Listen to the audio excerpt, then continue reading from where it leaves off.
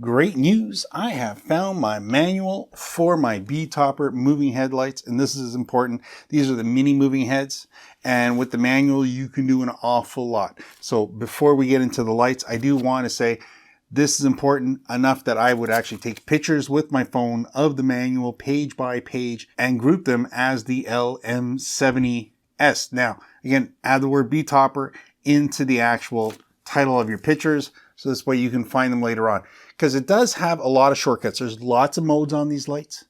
They're super simple to use if you know what the modes are trying to tell you. And that makes life really, really good. Now, let's look at how I have these lights set up right now. I have one facing away from the other. As you notice, one's backwards from the other. And that's because I've set one up in reverse. That's what we're actually going to cover in today's video. How we turn them from something that runs in, together as a group. They go to the left, they go to the right, up, down, that sort of thing, to having them tilt in a mirror image. So this way the lights work against each other and it looks really cool, even if you're using a DMX controller. You don't have to program half of them and then mirror the image on the other half. No. You can set your lights up to run backwards if that's how you want to run them all the time. Now that being said, also important, these lights, they're mini moving, affordable, reasonably priced, works really well, regardless if you're going to use them on a DMX controller or if you're just going to run them sound activated. I've done that. I've got a video on sound activation.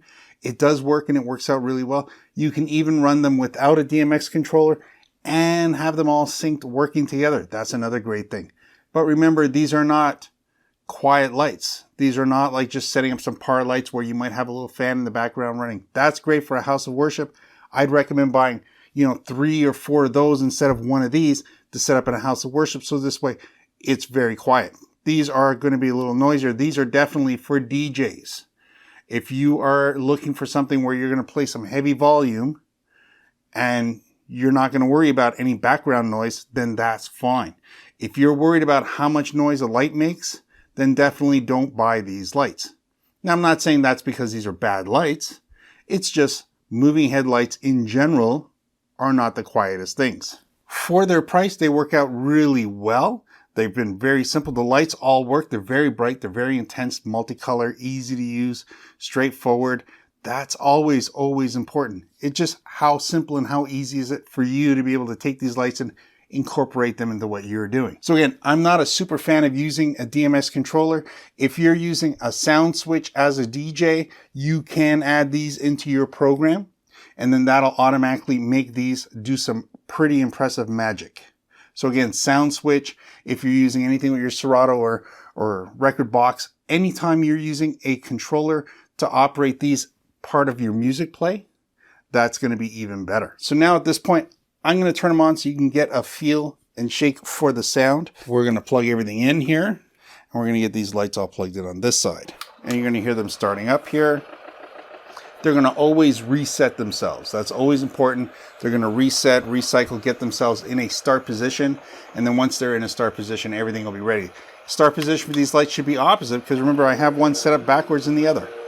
That's important. Now, if one light is already pretty much at its neutral point, it'll pretty much not move a lot, where the other one might be at its opposite point and might have to go like this one did, all the way around, find its home, know where the start and finish is. It's ready to go. Now, what does ready to go mean? I can either control it from here, just like that. I can move the lights around a bit. I can change, play around with the color. Again, this is what I'm doing on this controller here. It's not to make things complicated. It's just the way it is, right? So you can bring them in as you wish. You can manually control them. Set them up any which way you want. There you go, right? That's it. That's all. Pick the color you want. You can either set these up. I mean, everything else is the DMX controller. But the point is the lights are completely manageable and workable. So there you go. It doesn't get any more complicated or any easier than that. I mean, you just make the lights do what you want them to do, and you'll be all set. So pick any color you want. It's going to work for you. You can make a combination of colors. You can bring in all the colors. You can even make it all white if you want. I mean, again, the lights are very creative when it comes to what you can do with them. So not to be shy and use them the way you want. That's very, very important.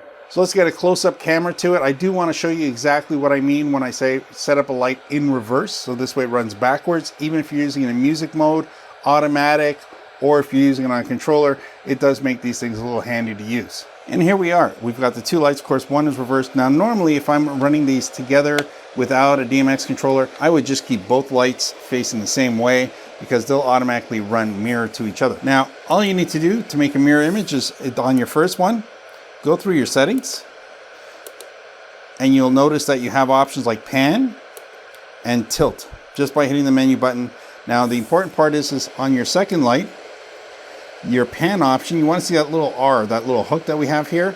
Again, you use that up and down option to select it, turn it on, and you're all set. Now, if you want to control the tilt as being opposite as well, turn that on and off as well.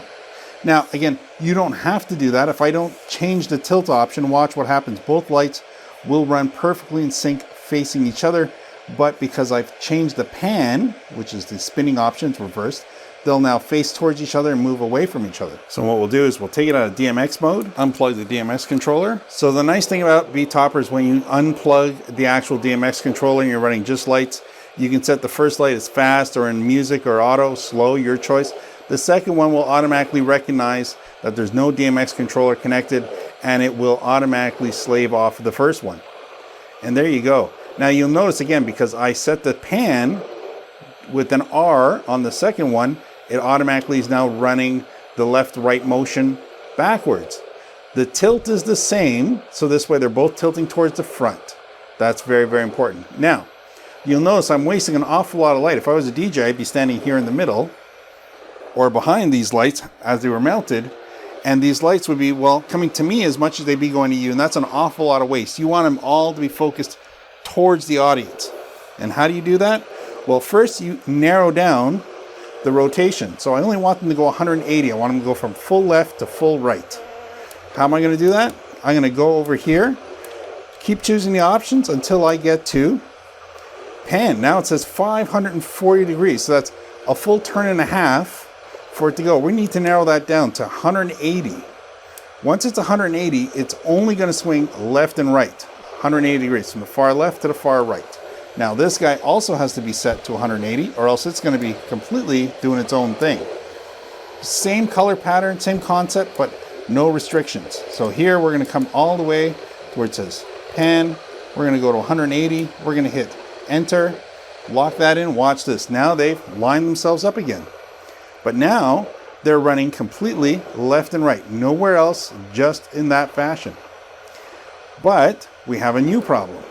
Though we've limited the actual panning by 180, we haven't actually adjusted the tilt. So now they're pointing the other way, this way, any which way. Again, we want that only for the audiences.